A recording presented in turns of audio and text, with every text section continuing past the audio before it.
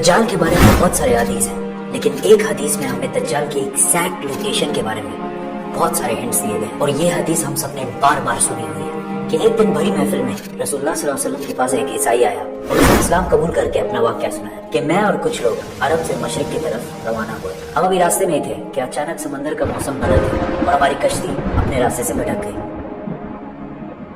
एक महीना इधर उधर भटकने के बाद समंदर ने आखिरकार हमारी कश्ती को एक जजीरे के पास ला खड़ा किया। बड़ी कश्ती डॉक करके हम छोटी कश्तियों के जरिए उस जजीरे पे पहुंचे और वहां हमारी मुलाकात एक अजीब किस्म के मखलूक से जो बिल्कुल काला और जिस्म पर बहुत ज्यादा बाल थे उसके, और उसने अपना नाम जस्सासा बताया। हमने उससे पूछा तुम क्या चीज हो, क्या मखलूक हो?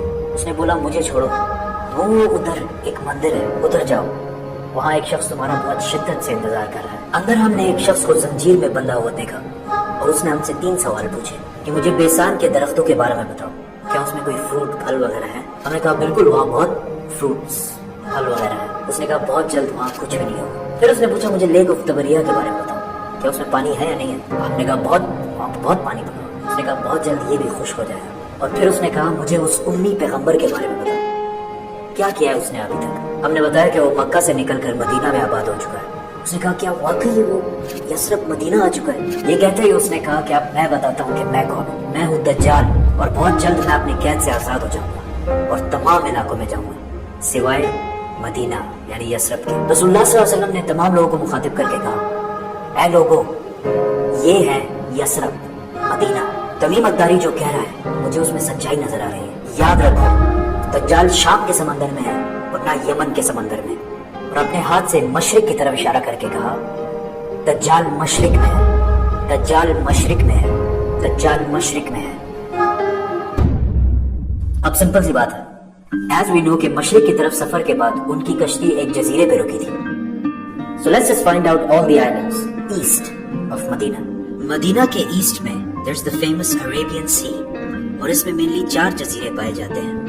Lakshadweep island in India, Socotra Island in Yemen, Masira Island in Oman, and Astola in Pakistan. हदीस में क्लियरली फरमाया गया है कि दज्जाल यमन के समंदर में नहीं होगा। तो ये 2 आइलैंड्स तो निकल गए।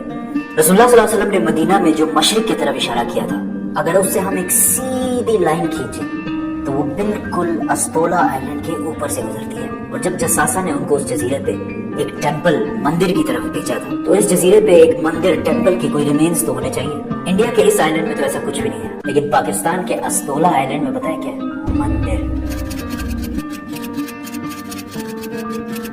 लेकिन ये तो 1450 साल पुरानी कहानी है। मंदिर तो अभी 40-50 साल पहले बना होगा। 2000 साल पुराना मंदिर, और मंदिर भी किसका? काली माता, हिंदुओं की सबसे खतरनाक और खौफनाक गॉडेस, देवी, जो देखने में बहुत खौफनाक और जिसके जिस्म पर भी बहुत ज्यादा बाल है। कुछ याद आया? जस्सासा। उन साहबियों ने जिस अजीब सी मखलूक की बात की थी वो बिल्कुल हिंदुओं के इस भगवान से मिलता जुलता है। लेकिन अगर आज आप अस्टोला आइलैंड जाए तो आपको तो जाने मिलेगा। वो आजाद हुआ है या नहीं ये तो नहीं पता, लेकिन ये जो जस्सासा है इसको गौर से देखें।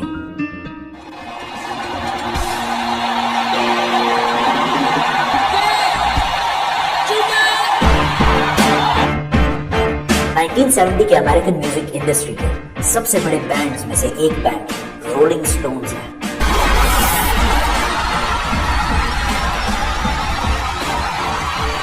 जिसने अपना ये लोगो हिंदू गॉडेस काली माता से इंस्पायर होकर बना, और ये लोगो पिछले सदी के सबसे मशहूर लोगोज में से एक है। और रोलिंग स्टोन्स बैंड को one of the greatest of all time माना जाता है।